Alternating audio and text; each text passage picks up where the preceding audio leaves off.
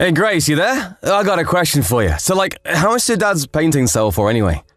Mitchell, are you being serious right now? Are you really so hard up for money right now that you would ask me such an inappropriate question? Long story short, yeah. So how much are they worth? How am I supposed to know? Oh man, so you don't know, huh? Yeah, and I don't care to know, since I would never in a million years think to sell those paintings. They were Dad's parting gifts to Mom. Yeah, but Dad managed to make ends meet just on selling his paintings when he was alive, right? Seems to me like if he was able to do that, his paintings must be worth a decent amount. Yeah, and as long as those paintings are Mom's property and she has no intention to sell them, then they're not for sale, so it doesn't matter how much money they're worth. End of discussion. Got it? Aww. Hey, Mom. How are you doing? It's been a while since I was there, so I was thinking about coming back into town this coming weekend. Do you have any plans? I'm doing fine, Grace. Thank you for asking. No, I don't have any plans at all. Feel free to stop by whenever you'd like. You just missed Mitchell and his wife Laura. They came by this morning to chat for a while and asked me to show them your father's old paintings. They did? Why? Laura was so taken with them that she asked if I wouldn't mind giving them a few to decorate their house with. I went ahead and let them take out a couple that they liked. Oh no, Mom! You gotta get them back! Call Mitchell right now and tell him to give them back to you! Why's that, Grace? Your father left them to me, but I consider them to be heirlooms for the whole family. Laura was very interested in seeing them.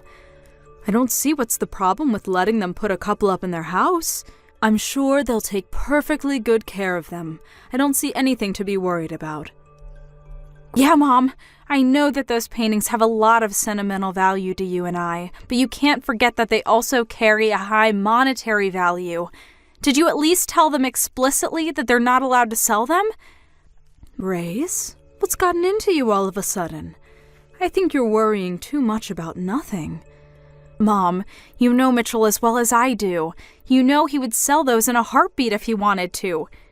He has absolutely no financial skills. His paychecks are nearly used up within a day or two of his payday. And just yesterday, he sent me a bunch of messages asking me to tell him how much Dad's paintings are worth. Isn't that suspicious?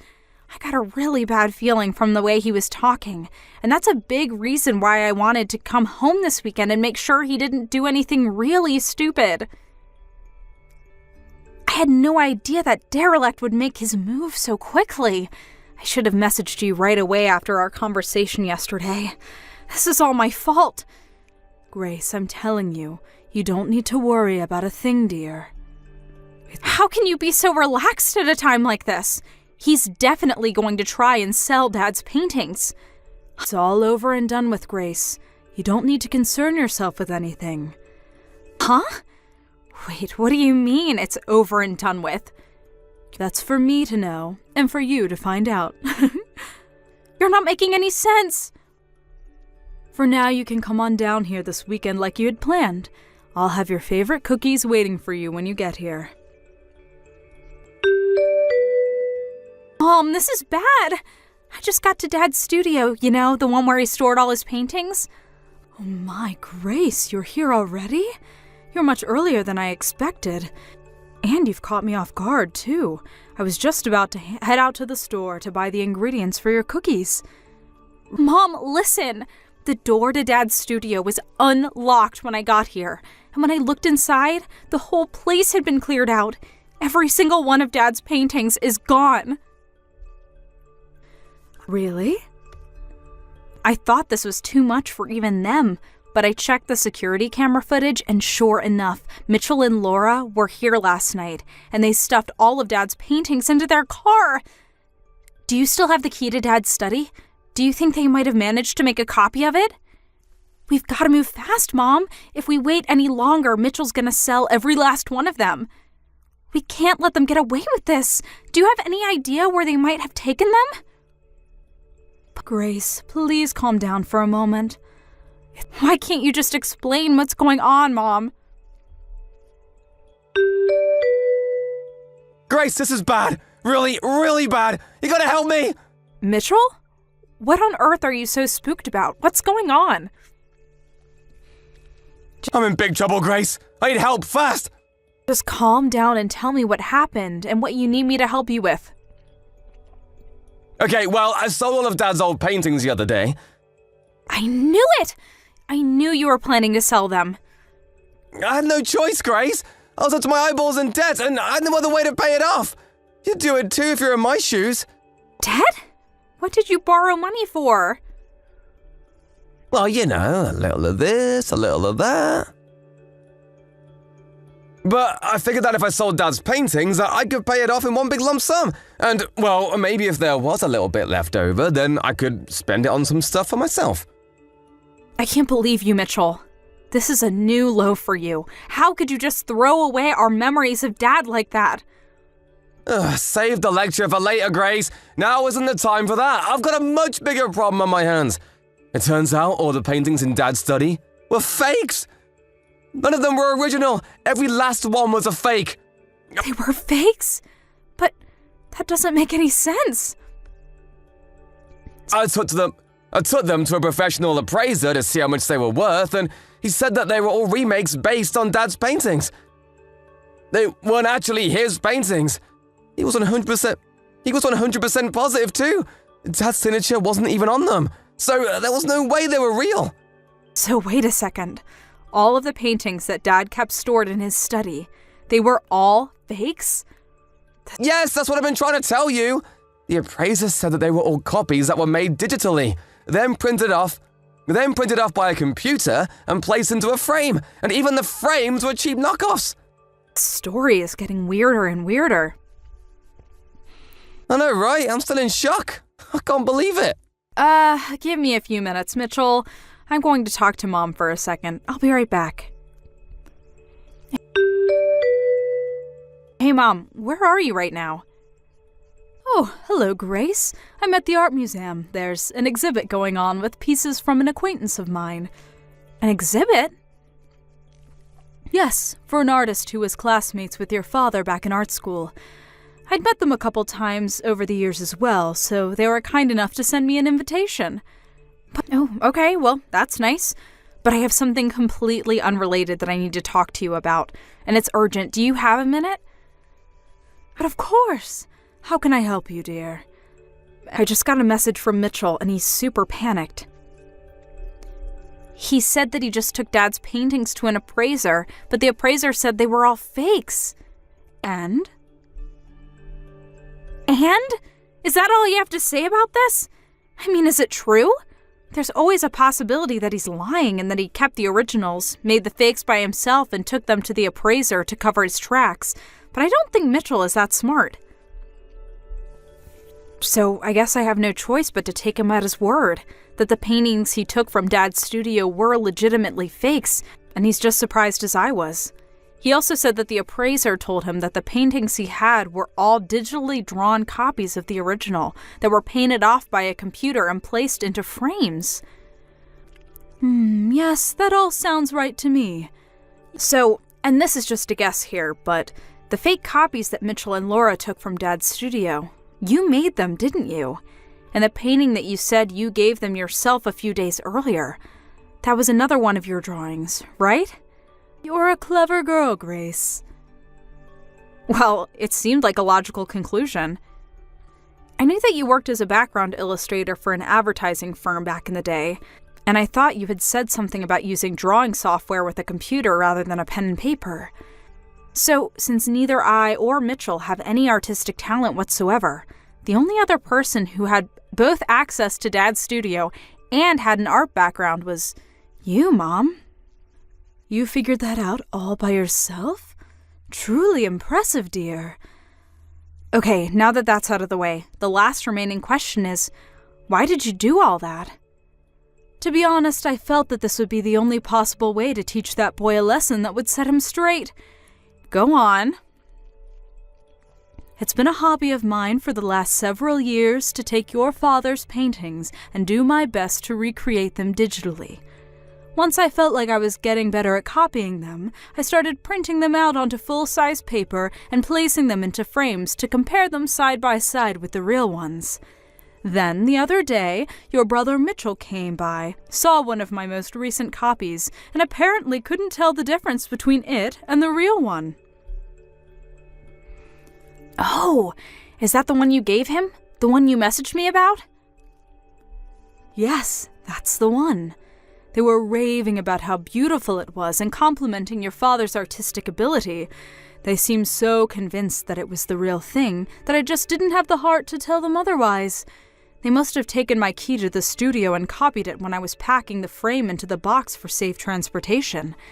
And then, the day you came back into town, they waited until I had left the house to go into your father's studio and take all the paintings they thought were real.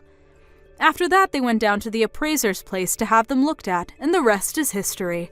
By the way, the appraiser they went to also happens to be a friend of your father's, and he called me after Mitchell and Laura left his office to tell me that they had brought my drawings to his store. Wow, you knew the appraiser? I guess that makes sense. It's not a very big art community around here. Yes, your father was quite the popular artist. I'd be surprised if there were any appraisers he wasn't friends with. Your father was quite a shrewd man as well. He foresaw the possibility that Mitchell would try to sell his paintings and made preparations to cut him off at the pass. He sent out messages through his colossal network of connections in the art world and made sure that any time any person tried to sell one of his paintings, that they would contact me immediately. Looks like his plan was a resounding success. Yeah, that explains why the appraiser called you. I was wondering about that. Indeed. Mitchell and Laura were still at his office when he called, so I had him tell them that the appraisal would take some more time and send them back home. Then, just today, I had him call Mitchell back and tell him the news, that he couldn't buy the paintings from them because they were fake. My guess is that Mitchell messaged you after getting off the phone with the appraiser. You said he sounded panicked. Wow, I'm really impressed. I never would have thought both you and Dad had planned for such an occasion as this. Oh, and by the way, don't worry about my paintings. The appraiser had them all returned to your father's art studio. And as for the originals, I've had them stored in a much more secure location for years now. So you don't have a thing to worry about, Grace. They're completely 100% safe. Okay, well, that does make me feel a lot better. But that still leaves the issue of Mitchell and Laura's debt. He told me that he was in debt up to his eyeballs and was planning to sell Dad's paintings in order to pay it all off. Yes, and I think it's high time I took care of that boy once and for all. What do you mean, Mom? It's just like I told you before, Grace. That boy's life took a turn for the worse ever since he married that awful Laura woman. I warned him not to marry her, that she would be a bad influence on him, but did he listen to his mother? Of course not. And look at him now, tens of thousands of dollars in debt that he used on exotic trips, fancy dinners, and casinos. Casinos? You mean he went into debt so he could gamble? I take back what I said about him. It's not that he has no financial skills. He's just an irredeemable moron. Good grief! I know how you feel, but I've made arrangements for him as well. You mean there's even more to you and Dad's plan for Mitchell? I told you that it's all over and done with, didn't I? When I said all, I meant it. I've made arrangements for Mitchell to deal with his debt. Oh boy. What did you do, Mom? I did what any responsible parent would do to turn their prodigal son back to the straight and narrow. Now, if you'll excuse me, I'd like to go back to enjoying the art exhibit. Take care, Grace. Stop by whenever you'd like. Oh, sure. Thanks, Mom. Talk to you later.